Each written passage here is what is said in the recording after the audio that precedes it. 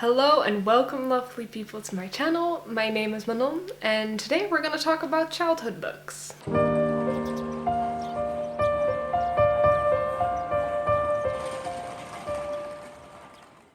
So when I started preparing for this video, I realized, quite obviously, that I just didn't speak English as a kid.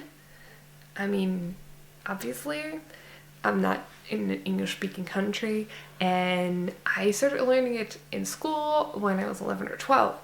Now, then I also realized that a lot of the books that I loved and read as a kid aren't translated in any other language, they're just there in Dutch.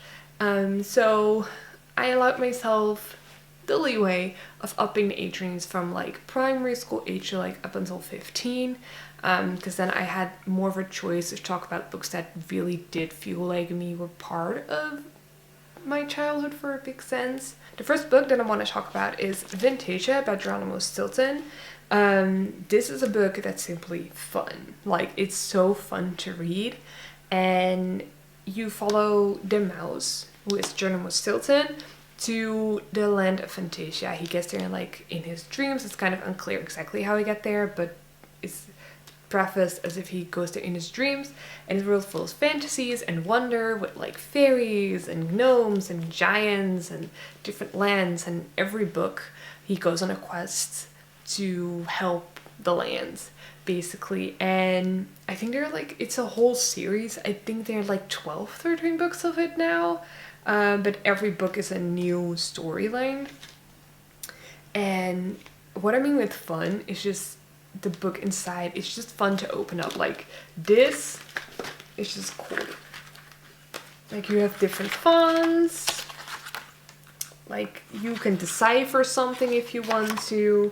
And there's so much use of pictures and just a lot of explanations. Like in the back.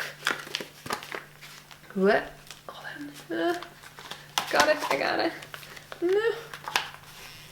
It's like even just text, but it explains a lot about the background of the story, and it's just fun to read. Like, if you have someone in your surroundings, younger kids, who either don't like reading or just lose attention very quickly, this is something to really bind them to, because it shows that you can have a fun, great story, even bigger books that are just fun to look at as well. Like, it is an experience. I think this one, the first one, you already can scratch page and have a smell, and I think if you go further in the books in the series, they add more things like that, so it's also interactive in that sense. So it pushes you to do more than just simply read the books. And I think for a lot of kids, including like I was someone who could just read books, but I know from a lot of people that wasn't always the case.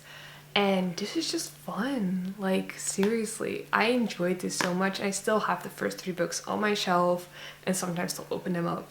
They're just fun. Something else that I read a lot as a kid is fairy tales and Greek mythology. I just always found them very interesting, and I just loved the fantasy around it, the imaginary world that was created. I did read the like more PG friendly one,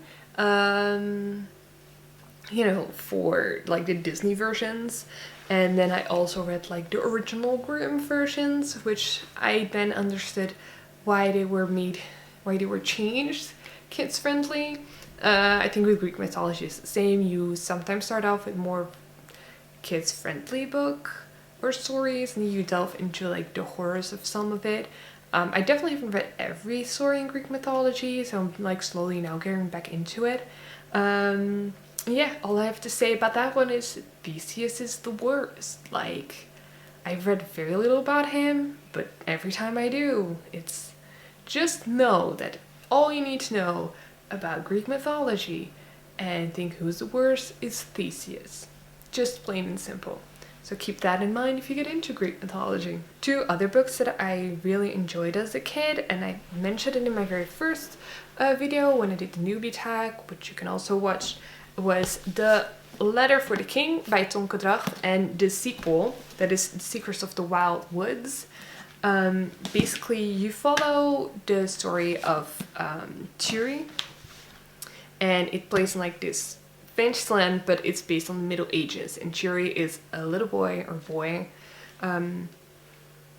you know, who wants to be a knight. And one night, in like the last traditions that they have to go through to become a knight, they have to stand watch in a small chapel with and make sure that the candles in front of them don't go out. And then they get like, and if the next morning and they reach it and they don't fall asleep, then they are to be knighted. But during that night, they get a knock on the door and by someone asking them profusely for help.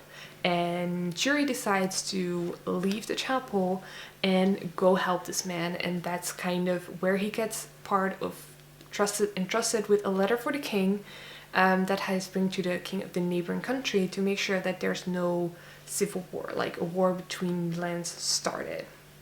And he obviously has to get hunted, and a lot of people also want the letter and make sure that the letter never reaches the other king.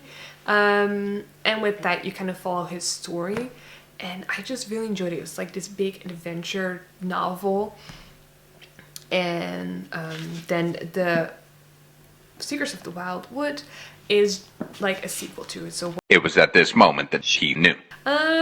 But yeah, it's the sequel. You kind of see what has happened after whatever's happened with Jury to make it more vague than it ever was. There is actually a Netflix series of this book. I didn't really like it. They kind of popularized it into what is popular now. They used a lot of magic kind of with it, and I felt like that kind of lost the essence of why I personally like this book, is that Jury is just a boy who wants to be a knight. There's no magic powers involved, nothing, and that's what I liked about him. Like, he was just a regular kid, and there was no magic involved, not even really in the story itself. And they did do that in a Netflix show. Like, I can see why they did it, because it's more popular now, and I think that was kind of, they want to reach a broader audience with it, but I felt it kind of like lost the essence or the magic of the book, basically. Okay, so you might notice some light change, and that's because when I started editing yesterday, I realized that the second part of this video, the audio just went haywire. The microphone had like made a lot of its own noise.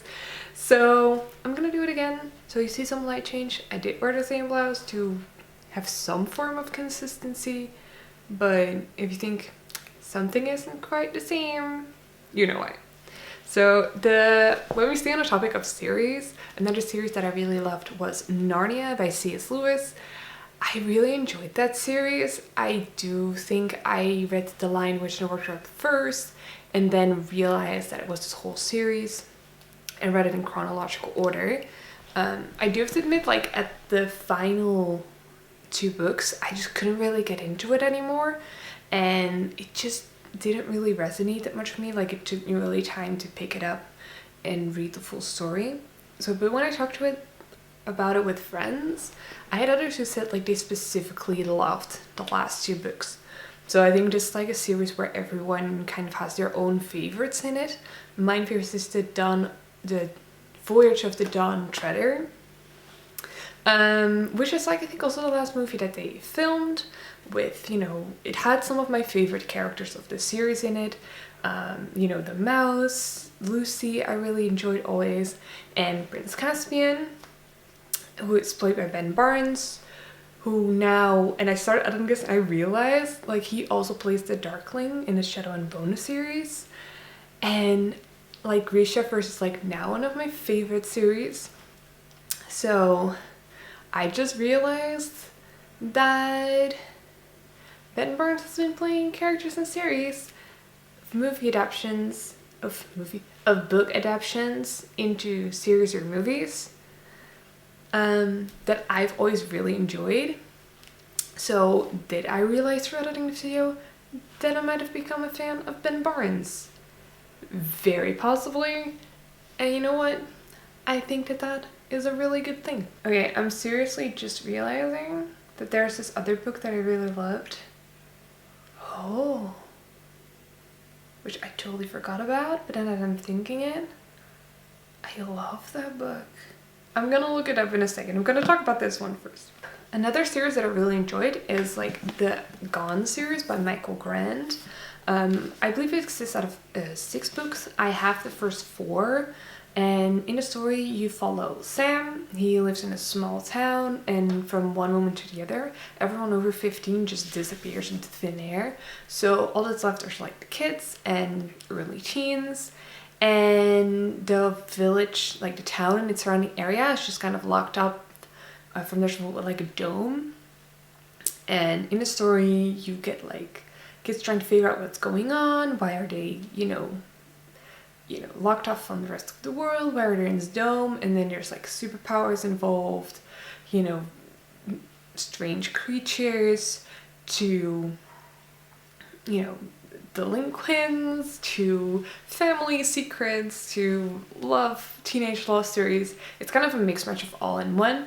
I did really enjoy, especially like the first 3 books of this series. The 4th one I kind of enjoyed, but it was for me more like, I feel like it was like a filler book, if you understand what I mean. Like you have filler episodes.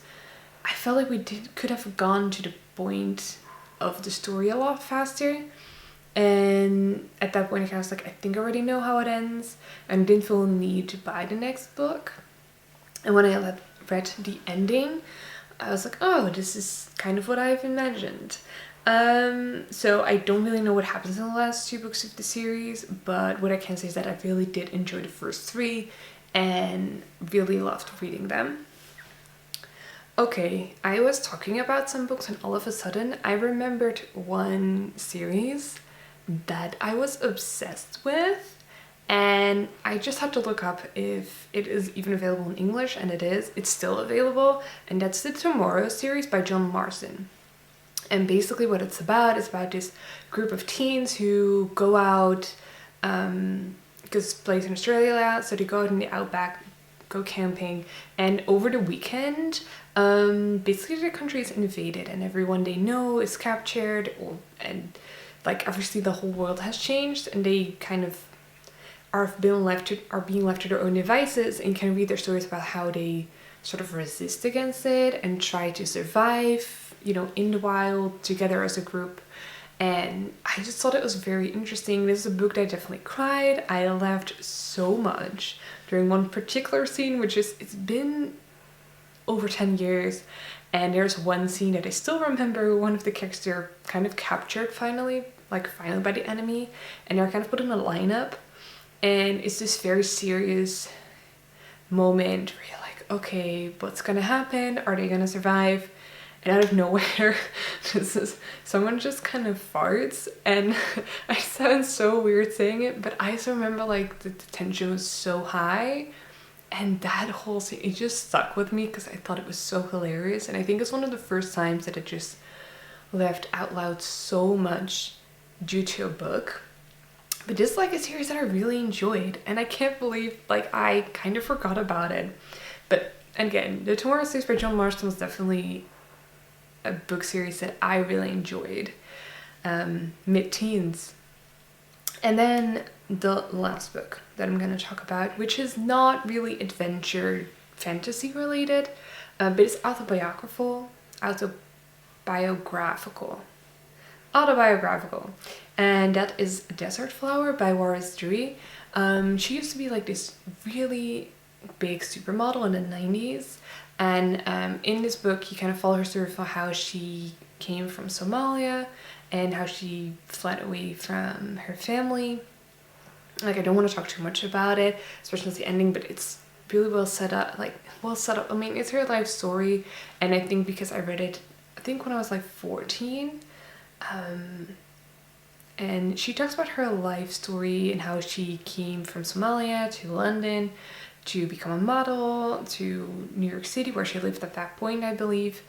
Right, and one of her main things that she talks about is circumcision by women, and at that point I had no idea that that even existed, and this book really opened my eyes to different cultures. Whole world is out there with different traditions, and I mean I was 14 and you know it, but I think this book made me like really realize that this is like a very tangible thing. Like people really have extremely different customs, extremely different lives, and that just works. And I also just got a text, so I'm sorry, I'm just gonna turn it off. Hold on. Alright, I'm gonna continue. So, Desert Fly by Rosery. If there's one book out of this entire slew that, you know, you feel like I want to read one, do this one, because even now, like, it made such an impact on me when I was that age, but I honestly believe if I would read it now, mid-20s, like, it would still make such a big impact, and I would still be blown away by her story. So, definitely a big one that I recommend. I also read comics. Like, a few comics that I love is Suske and Wiske, which is only available in, it's a Flemish comic, and that's kind of like a rag team of sort of like a family who go on all sorts of adventures and, you know, try to help people out. And also Notably, which is available in English, which a lot of people know is Tintin. I just love the adventures that he goes on with his friends and companions and everything that he discovers, and I think I also learned a lot. These are like kind of the books that I really enjoyed as a kid. Are there like, what are books that like you enjoy? Just leave them down below. I'm really curious to see what kind of genres or what kind of books you really enjoyed that time. And just, if you enjoyed this video, comment, like, and subscribe, and hit the notification bell so that if I post a new video, you'll be updated. And thank you so much for watching. Bye!